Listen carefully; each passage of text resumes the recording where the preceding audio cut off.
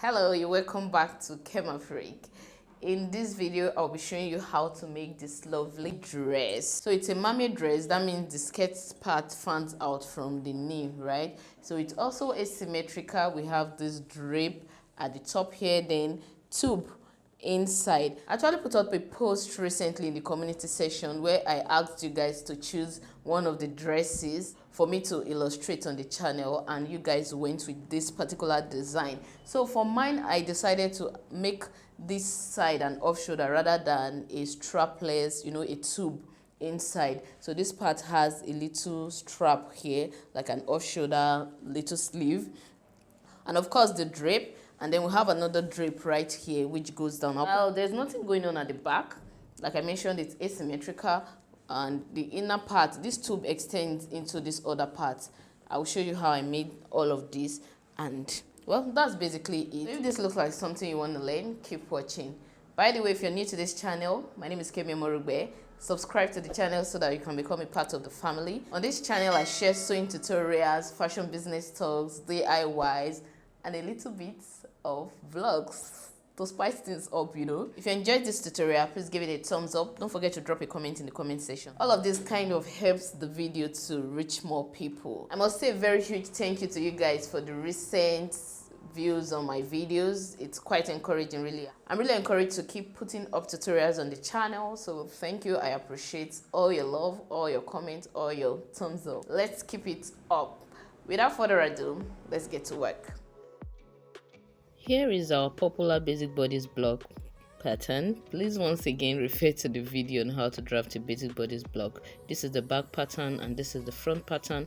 For the front pattern, I decided to put it on fold, and I have marked out all the necessary measurement: the shoulder width, shoulder to the bust, shoulder to under the bust, and shoulder to the waistline. And here we have the chest line, the bust line, the under bust line, and the waist line. So I will be going forward to input the dart, and I have a 1-inch wide dart here. So you know that the bust span is divided into two to get the dart line, right? So I just measured 1/2 inch on both sides and connected it to the bust point.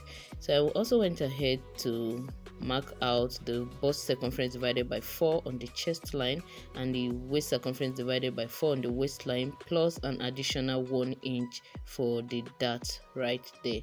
So this is on fold once again because what we are making is asymmetrical.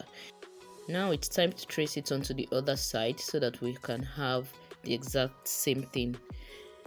So once I'm done tracing, I'll go ahead to mark out all the lines with my pen so that they'll be more visible to you guys.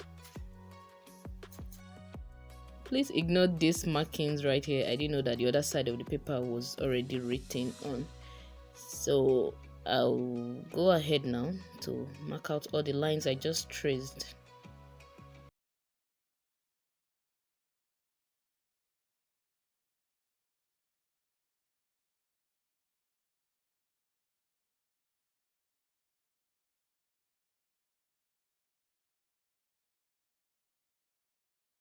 Basic bodice block here, and I've gone ahead to mark out the bust dart, which I explained all of this anyway in the video on how to draft a basic bodice block. Okay, so right now I'm marking out the shoulder width for the dress I'm making. Okay, so I just took it 1 inch inward because it's sleeveless. So once it's sleeveless, I don't like to make use of the edge of the shoulder, so I took it 1 inch inward from that regular shoulder, and also I widened the neckline a little bit, so I marked 1/2 inch inward there. So from here I will be marking out the pattern for the drape. We know that this dress has a drape at the top of it, right? So I just dotted out the lines first, and then I'm marking the height of that drape at the side. I hope you understand what I mean. Here I'm just using my marker to try to create the curve I want. Okay, so once I was satisfied with that, I went ahead to mark out the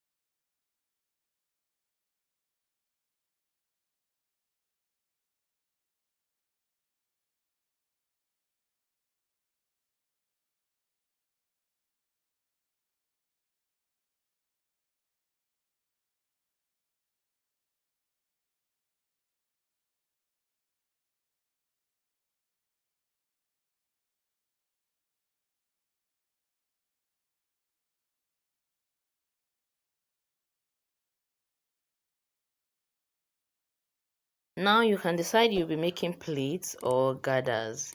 So if you're making pleats, it's very important that you do what we call truing on the side, okay? So lastly, if you need more fullness than what your dart provides, you will need to draw an additional slash line that will extend from one side of the pattern to the other side, so that you can slash open that line and spread further for more fullness. But I didn't make use of that, I just wanted to show you. So right here I'm just doing the truing. If I was using gathers, this is what I'll do. I'll fold up my darts to close it up, then use a tracing wheel to trace it out, and you get this sort of triangular shape right there.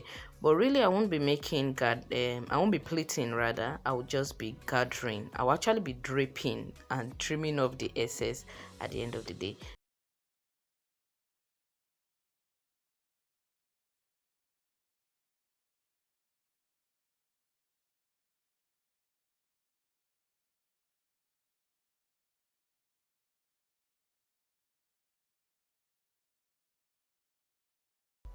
Now we can set this aside so I can work further on the main bodice. So here we have the main bodice. At this point I realized this pattern is actually getting rough, so I went ahead to transfer it onto the other side so we can work on a clean platform. Yes, here we have it. Now if you observe the original design, you notice that it has a tube inside, then a drape on it. But for mine, I'll be modifying it a little bit. So instead of a tube, I'll be having an off shoulder on one side, and even the other side we have a hidden shoulder. Okay, so I'm not making it completely tube. Okay, so I went ahead to fold my pattern again because I want what I would do on one side to just be reflected on the other side, so I won't have to be treating two sides. So I'll be going ahead to tighten the waist and the under bust by 2 inches. So I just marked from the dart line and measured 1 inch to both sides of the dart line. So I'm connecting straight line down from the under bust line to the bust line, sorry, to the waistline, and I'm connecting it to the bust point, 1 inch below the bust point actually. So I have this. So because of this dart, I will need to add additional 1 inch. Remember we took out 1 inch initially for the dart, and now I added additional 1 inch, so I needed to replace it right back at the waistline. So for the upper parts of this pattern, you have to decide on the depth of your tube neckline or off shoulder neckline. So I marked 6 inches from the top of my pattern, and that's the line I drew right there.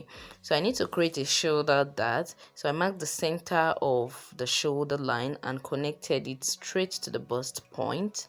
So from this bust point I'll move upward by 1 inch and then tighten that line by 1 inch. That's half an inch on both sides of the shoulder dart.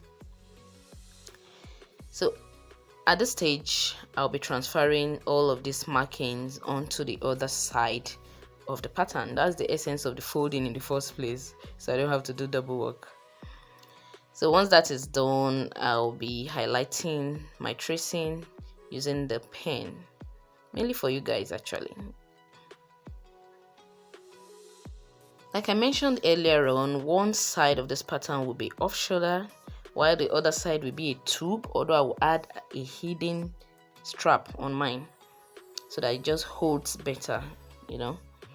So for the side that I'm creating an off shoulder on, I'll just measure the distance the dart has right there and add it right back to the chest line and connect the side of my pattern like so. I'll do the same thing on this other side anyway.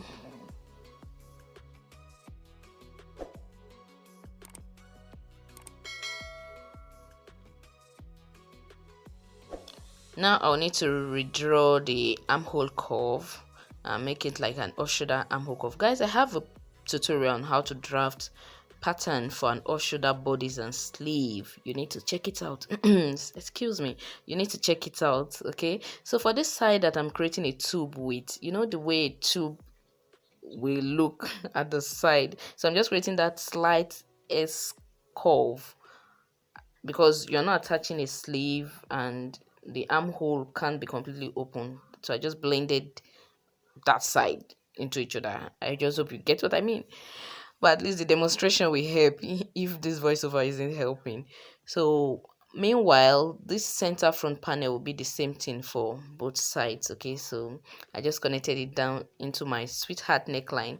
So you can make use of other types of neckline anyway, but I went with a sweetheart neckline, and from the straight line, that's 6 inches from the top line. Hey God, I'm just saying rubbish.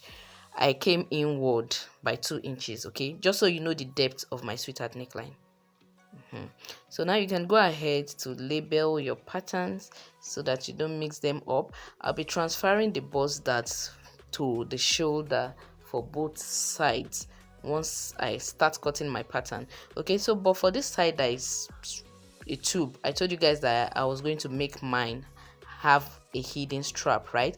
The strap will be hidden under the drape.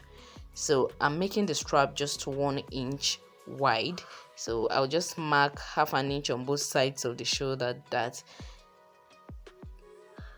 and that will just be the pattern for the strap.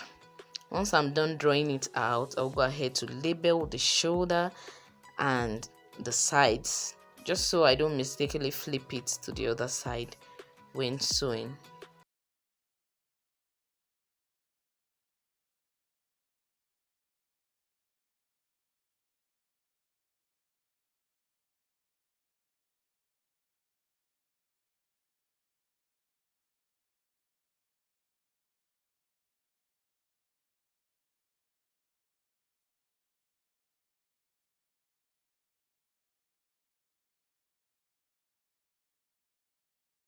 Pieces for the front, and let's do some modification on the back as well. So we are modifying the shoulder width. Remember, we came inward by 1 inch, and from the neckline we increase the neckline by 1/2 inch. Okay, so I'm just using that drape pattern there to confirm my measurements.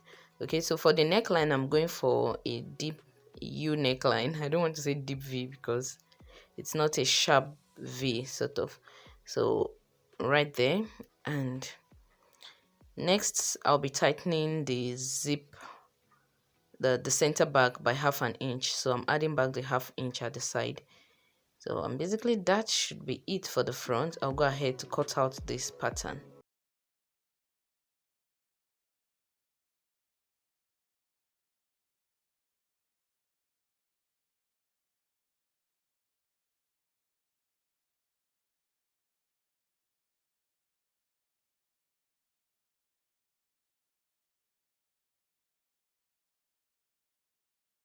To transfer the patterns to fabric with the corresponding sewing allowance. So I didn't make use of that zigzag stuff at the side. Like I mentioned, I'll be draping mine, and I'll actually be making something that looks like gathers. Okay, so at the side here I have 1/2 inch, then 1 inch allowance at the base, at the neckline, the shoulder, the armhole. So I also have facing cut out for the armhole and the neckline.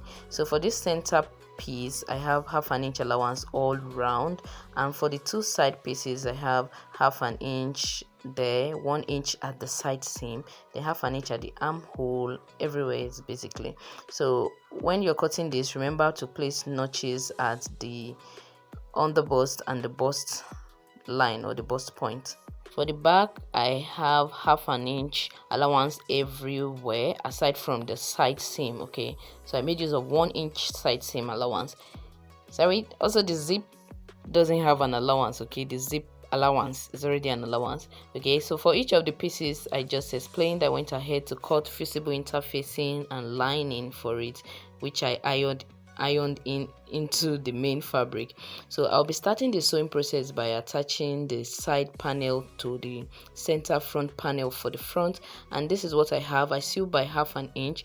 I've gone ahead to iron open my seam allowance, and I did the same thing for the lining as well. Now here is the strap I cut out with 1/2 inch allowance all round, you know, for the two parts of this dress. So I'll be sewing the strap by 1/2 inch on the two sides, then turning it inside out. Here we have it. I've actually gone ahead to press it properly here, so I'll be attaching it to the main fabric at the tube side of the dress by 1/2 inch. And once I'm done with that, I will need to close up the neckline. I'll be sewing the lining to the main fabric by 1/2 inch, right side facing each other, in such a way that the strap is sandwiched between these two. So here I'm done with that, and I went ahead to top stitch on the lining like we usually do. So here are the cups I'll be using for this. You don't have to use a cup actually, but I did like it. Now I had to modify my own cup a little bit because it was kind of slightly big, so I just trimmed it off. So I will be placing the deepest part of this cup at the notched bust point, okay, and then you need to play around with the positioning until you are satisfied with what you have right there. So it took me a while to get the exact place I wanted my cup to be, and to ensure that both sides are uniform. Okay, so once that was done, I pinned my cup onto the lining. This is me still trying to observe to be sure everything is in place before going ahead to sew. So now I'll raise up the fabric and I'll be stitching the cup onto the lining. So I'll be sewing from the bust point to the edge of the cup, and I'll also be sewing the sides of the cup, like 2 inches on each side of the cup, that way to help it stay in place. So I was done doing that here, and I'll be attaching the off-shoulder strap to this dress, and I'm sandwiching it between the lining and the main fabric, just like I did for the main strap right there. Now here is the back pattern, guys. At this point I was tired, so I was just skipping some steps. I didn't really intend for it to be like this, but then I have sewn the dart for the back, and I have closed up the neckline at this stage. So I'll be attaching the off-shoulder strap to the back piece as well, and I'm sandwiching it between the main fabric and the lining. I'll go ahead to sew by 1/2 inch. So here we have it. This is my drape. Before going ahead to drape, I'll be sewing the facing onto the fabric by 1/2 inch, then I'll turn it inside out, iron it, and use a hemming glue to stitch it in place. I'll do the same thing for the armhole, so that we have a neat armhole and neckline. So once that was done, here is my dress form. I'll be placing the dress so far, or the outfit so far, on the dress form, and I'll go ahead to place this drape on it. Remember that this strap should be at the center of the shoulder. Okay, so I just pinned it onto the main onto the drape rather. So I'll be pinning my entire outfit onto the dress form so that it will be stable. Then I'll go ahead to create my drapes at the side.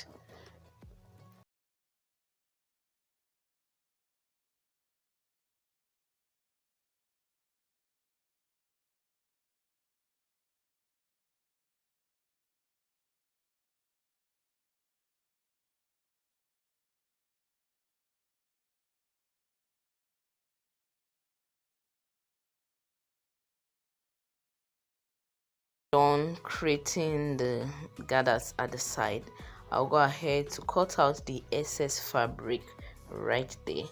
So here we have it. I will unpin my entire outfit from the dress form. This is what we have, not bad. The next thing I'll be doing is to attach the front and back piece together along the shoulder, and I want this to be done neatly. So I'll be sandwiching the front piece between the back and the back lining. Okay, so first lay the two pieces right side facing each other and raise up the lining. this way, then turn it around to the back, so that way the seam will be hidden inside. Okay, so I'll go ahead to sew by 1/2 inch. Here we have it, the shoulder is joined here, and also I went ahead to just continue that seam to close up the armhole as well. So this is what you should have if you have done this properly. So we have this neatness both outside and inside. Now it's time to sew the front and back piece together along the side. Okay, we are creating our side seams, and once again we're using inseam finishing for this part. So I'll be sewing the lining onto the lining and sewing the main fabric, that's the Duchess fabric. Did I mention that I'm making use of a Duchess fabric here? Yeah, it's a Duchess fabric. So I'm sewing the lining onto the lining and fabric onto the fabric by 1 inch, which is my sewing allowance. Now you can go ahead to pin the zip allowance and take your measurement properly, so that you just be double sure that your measurement is correct. But I like to work with my sewing allowance, and it works for me a lot of time. So that's what I'm doing here. I'm sewing by by 1 inch.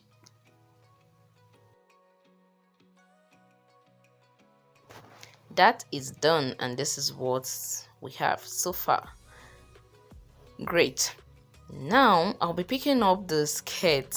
Oh god, once again I've skipped some steps here. Now this is the fabric for the skirt. I already made a video on how to draft pattern for a mermaid skirt, and that was the pattern I used here. I have 1 inch side seam allowance, then 1/2 inch at the waist, then 1 inch at the hem, and then I have the darts which I've gone ahead to sew right here. So for this now, I'll go ahead to sew the front and back pieces together by 1 inch, which is the side seam allowance on the skirt. You can still go ahead to pin the zip allowance and then take your measurement. Just use your regular method, the one you're used to, right? So this is my single piece of skirt. And now I'll be attaching this piece onto the upper part of the dress by 1/2 inch. When you're doing this, ensure that the side seams align with each other and your dart position must align with each other. So now this dress has a drape, and I just have this long piece of fabric here that is just slightly longer than the length of the skirt, which I'll be gathering and sewing on the bodice before attaching the skirt, so that once we are through, it just kind of falls along the side. I'm sewing it onto the side with the drape. So right here I have done all of what I explained, and I will be going ahead to attach the zip and to close up the zip allowance. Okay, I haven't closed up the zip allowance actually. So here I have my zip attached, and I'll close up the zip allowance by turning around my lining and sewing by the zip allowance, which is 1 inch, so that way that part of the dress will be really neat. So once I'm through with this, I'll go ahead to use the lining to turn the seam allowance from the zip onto the front to the zip again, and we have this neat look. Then I just have this little about 6 inches wide opening right there, which I'll be closing up using a ladder stitch, so that way the upper part of this dress is neat. I didn't make use of lining for the lower part because I just wanted that fluidness and I didn't want any lining disturbing my life. And so when you are sewing your skirt, don't forget to notch the knee point and also the back, so that it just relaxes and flows properly. So this is what I have so far, and it looks really nice. I'll go ahead to place this on a dress form so that you can have a complete feel of what the dress is all about. Okay, so here we have it on my mannequin. Wow, it actually looks better even on a woman. I'll show you that later. But this looks really lovely. It's flowing well, the drapes are well formed. Wow, well done. So I had to ask somebody to put this on for me so that you can see how it fits properly. Okay, the drape looks perfect. And well, this is the outfit. Guys, did I do well? Did I do well? Please drop a comment in the comment section if you enjoyed this tutorial, if you have learned something from this tutorial. I can't wait to hear from you in the comment section. And okay, thank you for watching. Please subscribe to the channel if you haven't. Give this video a thumbs up. Bye.